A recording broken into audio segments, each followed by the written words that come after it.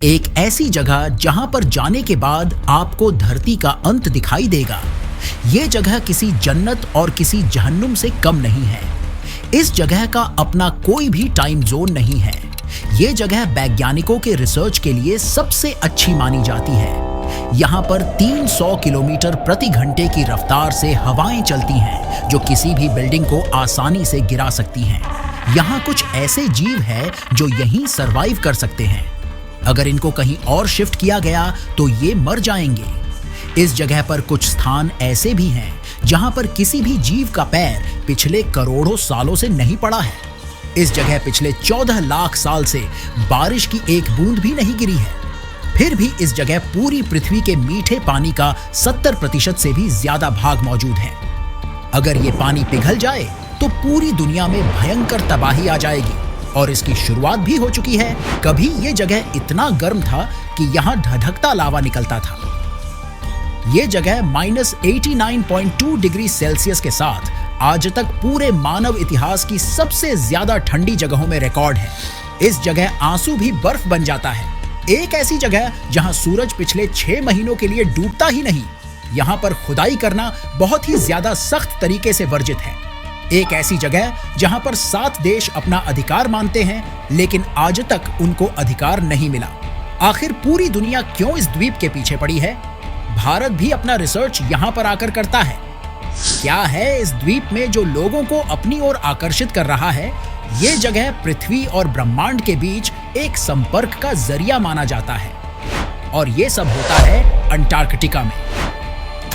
दोस्तों, आज का ये वीडियो आपके लिए बहुत ही ज्यादा से ज्यादा इंटरेस्टिंग और नॉलेजेबल होने वाला है, तो आपसे निवेदन है कि वीडियो को पूरा देखें। पृथ्वी के दक्षिणी ध्रुव में पड़ने वाला ये महाद्वीप इतना बड़ा है कि इसमें भारत जैसे 7 देश समा सकते हैं। यहाँ 3 किलोमीटर से भी ज्यादा गहरे बर्फ की मोटी चादर है जो अंटार्कटिका को घेर कर बैठा हुआ है। लेकिन ये पानी कोई समुद्र का पानी नहीं, बल्कि ये वही पानी है जिसे हम पीते हैं। ये जगह बर्फ की रेत से भरी पड़ी है, इसीलिए तो इसे बर्फ का रेगिस्तान भी कहते हैं।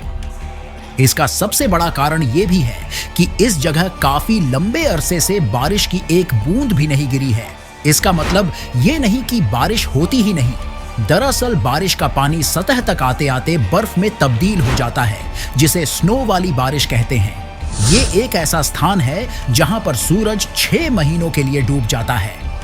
दक्षिण पश्चिमी ध्रुव से ज्यादा ठंडा और अधिक ऊंचा दक्षिणी पूर्वी ध्रुव है।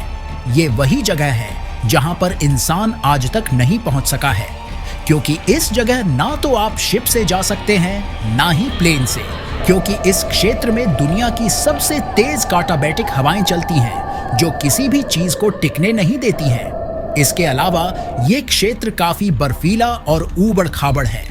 अगर किसी भी वजह से यहाँ तक पहुँचते हैं तो इसके बाद आपको 1600 किलोमीटर की दूरी पैदल तय करनी पड़ेगी।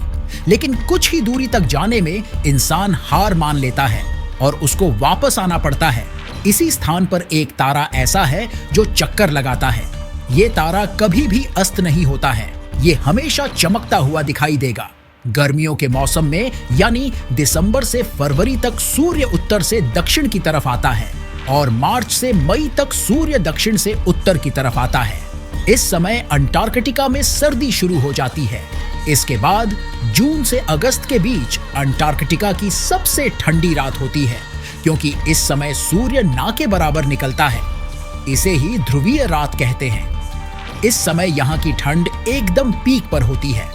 इसका अंदाजा आप इसी से लगा सकते हैं कि इस जगह से हजारों किलोमीटर दूर अंटार्कटिका में रह रहे 5000 से ज्यादा वैज्ञानिक गर्मियों में अपना काम करते हैं, लेकिन सर्दियों में इनकी संख्या 1000 से भी कम हो जाती है।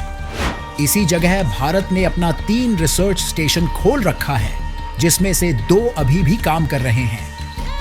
ये जगह वैज्ञानिकों के शोध के लिए सबसे अच्छी मानी जाती है, क्योंकि इसी जगह पर रहकर इंसान धरती और उसके होने वाले बदलावों को देख सकता है। इसके अलावा यहाँ से वो अंतरिक्ष में अपनी सीधी नजर रख सकता है, क्योंकि जिस जगह हम रहते हैं उस जगह नमी और धूल के कण मौजूद होने के कारण अगर हम टेलीस्कोप से देखते हैं तो स्पष्ट दिखाई नहीं देता है। लेकिन अंटार्कटिका में नमी की मात्रा ना के बराबर है और धूल भी नहीं है। इसीलिए यहाँ से अंतरिक्ष की गहराइयों में हम बड़ी ही आसानी से नजर रख सकते हैं। आपने ब्लैक होल के बारे में तो सुना ही होगा, लेकिन इसका स्पष्ट तस्वीर आया 2019 में, वो भी अंटार्कटिका में लगे टेलीस्कोप से। इस स्थान पर वैज्ञानिक इस बर्फ की मोटी दीवार के नीचे से आइस कोड को निकालकर ये पता करते हैं कि आखिर पृथ्वी का क्लाइमेट लाखों करोड़ों साल पहले कैसे था और अब कैसे हो रहा है, क्योंकि उनको उम्मीद है कि इस धरती के बहुत से राज इस बर्फ की तहों में आज भी जिंदा हैं। इस जगह पोल्यूशन को ज्यादा से ज्यादा ध्यान दिया जाता है। जो भी वेस्ट मटेरियल होता है उसे साल में एक बार शिप के जरिए यहाँ से निकाल दिया जाता है, ताकि पोल्यूशन का असर यहाँ पर ना पड़े। इस जगह पर जो भी वैज्ञानिक रहते हैं वो नहाते तो हैं, लेकिन थोड़ा बहुत। वैज्ञानिकों का मानना है कि कभी ये जगह बहुत ही गर्म थी। इसके कुछ भागों पर ज्वालामुखी पाए जाते थे। इसके अलावा ये स्थान धरती के दक्षिणी ध्रुव के पास नहीं था, लेकिन हमेशा से चली आ रही भौगोलिक घटनाओं में ये स्थान दक्षिणी ध्रुव की ओर चला गया, जिसमें प्लेट के सरकने का महत्वपूर्ण कारण है। इसी वजह से ये स्थान बर्फ में तब्दील हुआ। इसका सबसे बड़ा कारण ये भी मान सकते हैं कि सूर्य की रोशनी का यहाँ बहुत ही कम मात्रा में पहुंचना। जहां गर्मियों में इसका तापमान -10 डिग्री सेल्सियस तक होता है, तो वहीं सर्दियों में इसका तापमान -60 डिग्री सेल्सियस तक गिर जाता है। इस जगह का आज तक का सबसे कम तापमान साल 1983 में -89.2 डिग्री सेल्सियस दर्ज किया गया था। इतने कम तापमान पर इंसान 1 मिनट में बर्फ का पुतला बन जाएगा। अंटार्कटिका की खोज 2 रूसी वैज्ञानिकों के द्वारा की गई थी, वो भी 1820 में। लगभग 30 देश मिलकर अंटार्कटिका को चलाते हैं, हालांकि इस पर किसी का भी पूर्ण अधिकार नहीं है। 1959 में इन 30 देशों ने एक संधि बनाई और उन संधि के कुछ नियम भी बनाए, जैसे इस जगह कोई भी खनन नहीं होगा। इसके अलावा कोई भी सैन्य गतिविधि इस जगह नहीं की जाएगी। इसमें सबसे बड़ी बात यह थी कि किसी भी परिस्थिति में इस जगह कोई भी परमाणु हथियार उपयोग नहीं किया जाएगा और ना ही इसे किसी भी युद्ध में उपयोग किया जाएगा। यह क्षेत्र चारों तरफ से समुद्र से घिरा हुआ है, जिसके कारण यहाँ का मौसम कब बदल जाए ये कह नहीं सकते, क्योंकि इन सागरों से सीधी हवा यहाँ आती है और टकराकर वापस चली जाती है। अगर यहाँ पाए जाने वाले जीवों की बात करें तो पेंगुइन का नाम पहले आता है, क्योंकि पूरी दुनिया में यही एक जगह है जहाँ पेंगुइन पाई जाती हैं।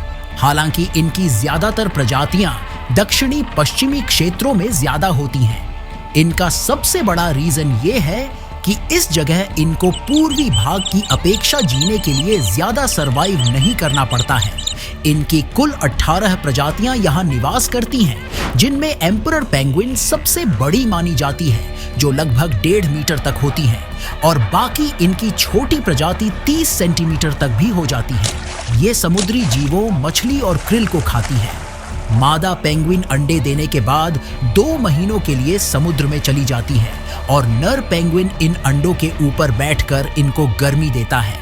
इस समय कितना भी तूफान या सैलाब आए, ये नर अंडों को नहीं छोड़ते, क्योंकि जैसे ही ये अंडों से उतरेंगे, ये अंडे बर्फ में जमकर नष्ट हो जाएंगे। 2 महीनों बाद जब मादा पेंगुइन नर और अपने चूंजों के लिए भोजन लेकर आती है, तो उसके बाद नर भोजन के लिए जाते हैं। जैसे जैसे युवा पेंगुइन बड़े होते हैं, वयस्क उन्हें मछली पकड़ने के लिए निकलते समय बच्चों के समूह में छोड़ देते हैं, जिन्हें क्रेच कहा जाता है। जब दिसंबर में गर्मी बढ़ती है तो बर्फ पिघलने लगती है। अब ये चूजे बड़े हो चुके होते हैं और समुद्र में गोता लगाने के लिए कूद जाते हैं। हालांकि इनका भी शिकार करने के लिए समुद्री शार्क तैयार रहते हैं। ये शार्क बहुत ही आक्रामक होते हैं और हमेशा झुंड में होते रहते हैं। ये इतने आक्रामक होते हैं कि बर्फ की बड़ी से बड़ी शेल्फ को तोड़ देते हैं। इसके अलावा इस जगह पर टार्डिग्रेड और सील के अलावा पिस्सू जैसे जीव भी मिलते हैं। इस द्वीप को अपना बनाने के लिए अर्जेंटीना ने 1978 में एक महिला को भेजा था, जो अंटार्कटिका में पहली बार आकर मां बनी थी। हालांकि तब से लेकर अब तक कुल 9 महिलाओं ने इस जगह बच्चे को जन्म दिया, लेकिन इन 9 महिलाओं में किसी भी महिला या किसी भी बच्चे का जन्म को लेकर कोई भी परेशानी नहीं हुआ। ये एक सार्वजनिक स्थान है जिसे इस पृथ्वी का तोहफा कहा जाता है। इस स्थान पर जहां वैज्ञानिकों की बस्तियां हैं, वहां पर आप सिर्फ बाई प्लेन से ही जा सकते हैं। हालांकि यहाँ पर कोई भी एयरपोर्ट आपको देखने को नहीं मिलेगा। इसका सबसे बड़ा रीजन ये है कि बर्फ की वजह से इस पर ना तो कंक्रीट को बिछाया जा सकता है और ना ही किसी और चीज को। इस जगह सिर्फ बर्फ को रोलर करके ही बड़ी ही आसानी के साथ उस पर प्लेन को लैंड कराया जाता है। जो पायलट होते हैं उनको स्पेशल ट्रेनिंग दी जाती है जो कि इसी के लिए तैयार किए जाते हैं। इस बर्फ की चादर में प्लेन का पहिया धंस ना जाए, उसके लिए स्पेशल प्लेन होती है जिसमें पहिए की जगह स्की लैंडिंग लगा होता है, जिसकी वजह से ये बर्फ की चट्टानों पर तैरता रहता है और काफी दूर जाकर रुकता है, क्योंकि यहाँ पर ब्रेक बिल्कुल भी काम नहीं करती है। आपको जानकर हैरानी होगी कि यहाँ का पानी पूरी पृथ्वी का सबसे उच्च क्वालिटी का पानी माना जाता है, लेकिन इंसानों के अपने फायदे के लिए इस जगह को भी नहीं छोड़ रहे हैं। बढ़ता तापमान और बढ़ती ग्लोबल वार्मिंग से ये स्वर्ग जैसा दिखने वाला क्षेत्र भी अब इसकी आगोश में आ गया है। बर्फ पिघल रही है और ये पीने का पानी समुद्रों में मिल रहा है। हालांकि हम सिर्फ स्वच्छ पानी को ही नहीं खो रहे, बल्कि दुनिया को एक बड़े से प्रलय की ओर ले जा रहे हैं। अगर ऐसा ही चलता रहा तो महज कुछ ही सालों में हमें एक प्रलयकारी समुद्री आपदाओं का सामना करना पड़ सकता है। अंटार्कटिका की यात्रा करना आपके लिए एक चुनौतीपूर्ण काम हो सकता है, लेकिन शायद आपके जीवन के लिए एक यादगार सफर भी साबित हो सकता है। अंटार्कटिका जाने के लिए सबसे अच्छा समय नवंबर से मार्च के बीच रहता है, क्योंकि ये समय यहाँ की गर्मी का होता है। वैसे तो यहाँ पर जाने के लिए आपको किसी भी पासपोर्ट और वीजा की जरूरत नहीं पड़ेगी, लेकिन किसी अच्छी टूर ऑपरेटर कंपनी से आपको संपर्क करना पड़ेगा। यहाँ पर जाने के लिए कुछ प्रोसेस होते हैं जिसमें आपका टूर ऑपरेटर आपकी मदद करेगा। अंटार्कटिका एक ठंडी और कठोर जगह है। आपको गर्म कपड़े और वाटरप्रूफ जूते, दस्ताने, टोपी जैसी चीजें को ले जाना पड़ेगा। अगर ये वीडियो आपको अच्छा लगा हो तो सब्सक्राइब करके शेयर जरूर करें। मिलते हैं नई जर्नी में, तब तक के लिए नमस्कार।